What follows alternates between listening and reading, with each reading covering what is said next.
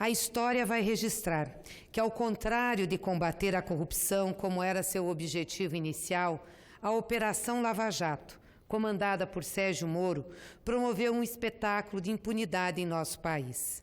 A maioria dos corruptos da Petrobras e dos corruptores e seus agentes está solta ou cumprindo prisão domiciliar. Aproveitam-se das fortunas que roubaram, graças a acordos de delação premiada em que não disseram a verdade. Disseram o que os procuradores e Sérgio Moro queriam ouvir, para atingir principalmente o PT e perseguir o presidente Lula. A imprensa noticia que nos próximos dias, talvez até mesmo amanhã, um dos mais tristes personagens da farsa judicial movida contra Lula seja liberado da prisão. Trata-se de Antônio Palocci, um dos mais de 100 acusados pela Lava Jato, que desistira de se defender para negociar acusações falsas em troca de benefícios penais e financeiros. Palocci foi preso em 2016, de forma ilegal, registre-se, como em tantas outras decisões de Sérgio Moro. Foi condenado, um ano depois, a 12 anos de prisão, às vésperas de prestar depoimento em uma ação contra o presidente Lula. Naquele depoimento, Palocci já era assistido por um notório advogado, negociante de delações com o esquema de Sérgio Moro. Numa fala ensaiada, marcada pelo cinismo, desfiou uma série de mentiras contra Lula. Vamos recordá-la e rebater uma por uma aqui.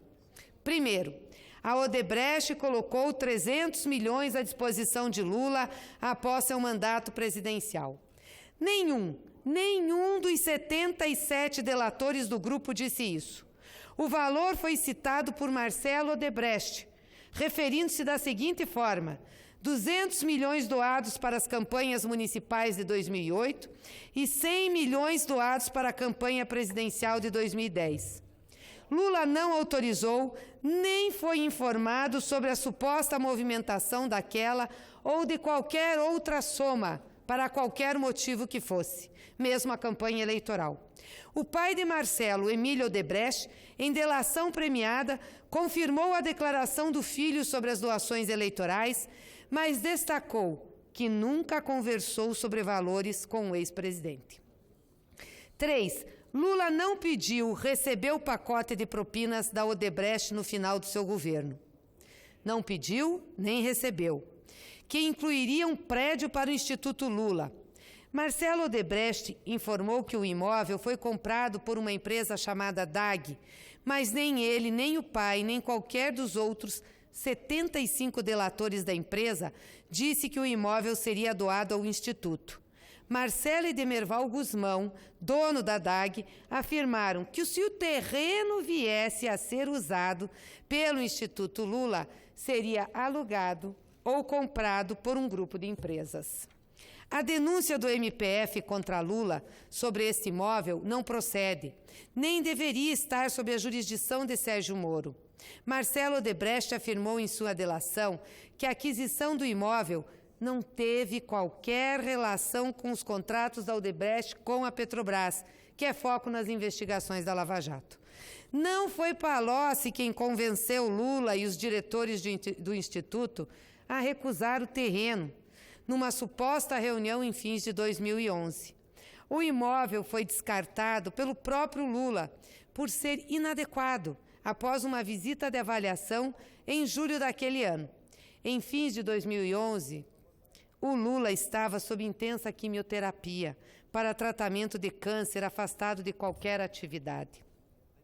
A Odebrecht não pagou propina de 4 milhões ao Instituto Lula. As doações de diversas empresas e pessoas físicas ao Instituto, inclusive a Odebrecht, foram registradas, contabilizadas e informadas à Receita Federal dentro da lei. Muitos institutos de ex-presidentes receberam doações. O DFHC, por exemplo, recebeu também doação de empreiteiras. E os advogados de Lula pediram para que abrisse as doações que foram recebidas por outros institutos. E isso não aconteceu, não permitiram acesso da defesa.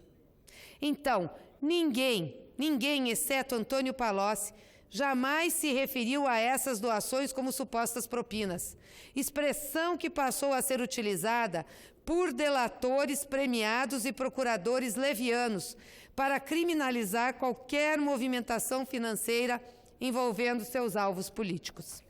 As palestras de Lula, mais de 70 palestras para mais de 40 empresas e entidades empresariais do Brasil e do exterior, entre 2011 e 2015, foram registradas, contabilizadas e informadas ao imposto de renda, com o imposto pago.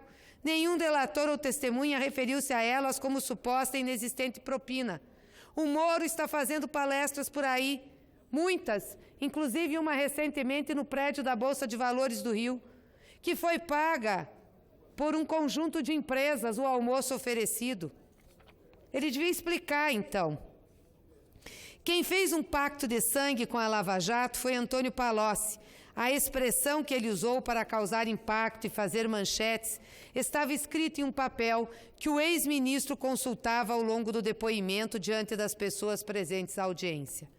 Aquele depoimento sinalizou a total submissão de Palocci às exigências dos procuradores de Curitiba, mas tinha tão baixa credibilidade que o Ministério Público rejeitou sua proposta de delação premiada. Ao beijar a cruz da Lava Jato, Palocci serviu apenas para criar novas manchetes contra Lula, aquele que lhe deu imensas responsabilidades no governo. Mas a perseguição a Lula teve muitos caminhos, e a Polícia Federal valeu-se de Palocci para impor uma autoridade que não tinha de negociar delações. As mentiras rejeitadas pelo Ministério Público e pelo STF acabaram homologadas pelos desembargadores partidarizados do TRF-4.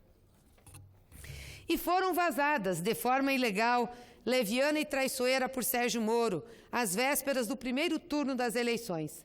Aliás, prática do Moro, vazamentos ilegais, traiçoeiros, vazamentos que comprometem o processo penal.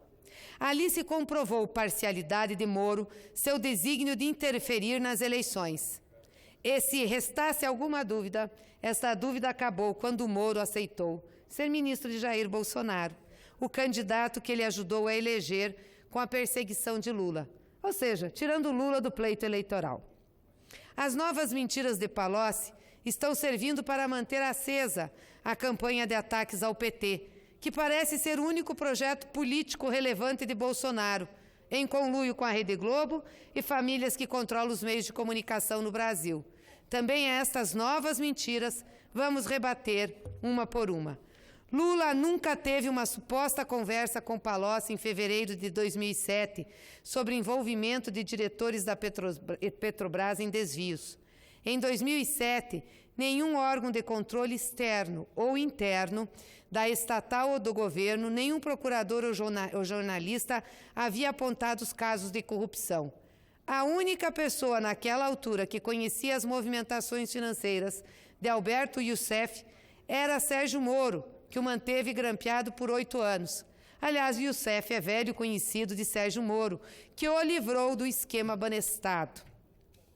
As medidas provisórias editadas por Lula e Dilma não foram mais de 1.000, como disse Palocci, mas cerca de 600.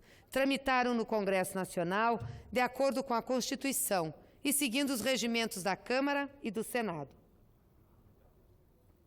Foram transformadas em lei ou rejeitadas por decisão soberana dos parlamentares. Todas as alterações naturais no processo parlamentar foram feitas no interesse do país. Se fosse verdade o que diz Palocci sobre pagamentos ilícitos nesses trâmites, ele teria obrigação de denunciá-los quando era ministro, ao invés de confessar agora a sua prevaricação. Isto por si só faria com que a sua delação à PF fosse rejeitada e Palocci continuasse preso. Os valores das campanhas de Lula e Dilma foram declarados e fiscalizados pela Justiça Eleitoral, que aprovou a lisura das contas. Se quer apontar doações ou gastos irregulares de seu exclusivo conhecimento, que aponte nomes, datas, contas, provas, enfim. Quais são as provas? De novo, mais uma delação sem prova contra Lula, mais um conluio. Da mesma forma que no anterior, Antônio Palocci tem de apontar os nomes, os valores e as provas sobre a acusação leviana que fez sobre os contratos de publicidade da Petrobras.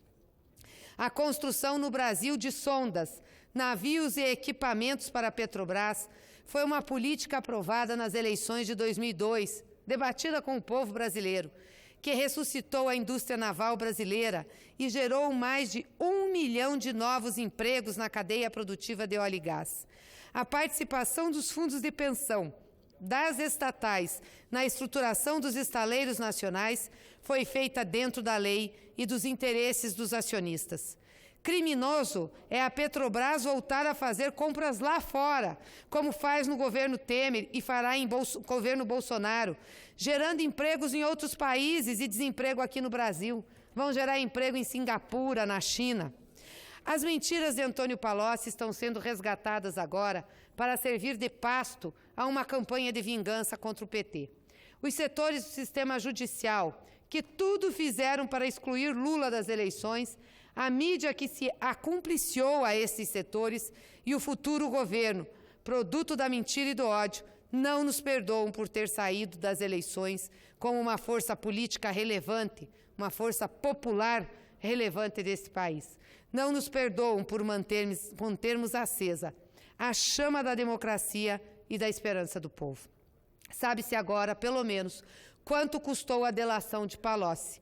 Pelos termos negociados com a PF, ele teria a pena reduzida de 12 para 4 anos e receberia de volta 47 milhões de reais dos 80 milhões de seu patrimônio identificado pela Lava Jato. Um verdadeiro Judas. É a isso que chamamos de espetáculo da impunidade. O que querem é acabar com o Lula. O que querem é que Lula não sobreviva. Eu quero dizer desta tribuna, o que se pretende, senhor presidente, é que Lula morra. É isso que estão fazendo. Essa é a promessa de Jair Bolsonaro na Avenida Paulista de deixá-lo apodrecer na prisão. E essa é a ação do senhor Sérgio Moro, que não tem outra coisa na vida a fazer senão a sua vingança, seu ódio contra o Luiz Inácio Lula da Silva. Que fique bem claro, se algo acontecer a Lula, a responsabilidade é desta Operação Lava Jato, que não tem nenhuma responsabilidade com a verdade, com as provas e com o devido processo legal. Muito obrigada.